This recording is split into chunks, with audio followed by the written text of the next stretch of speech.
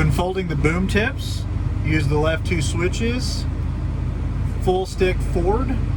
The booms are equipped with a soft fold section right at the end, so the booms will slow down before they come into the cradle.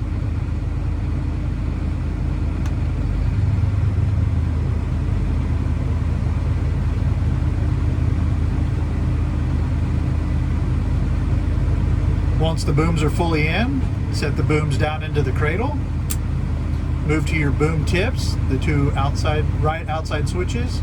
Move those full stroke to the forward, bringing the boom tips all the way in.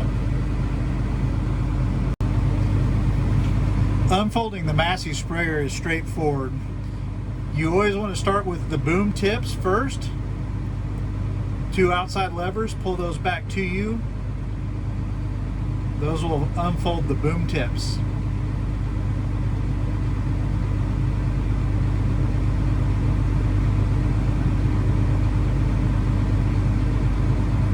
Once the boom tips are fully unfolded, raise the booms out of the cradle.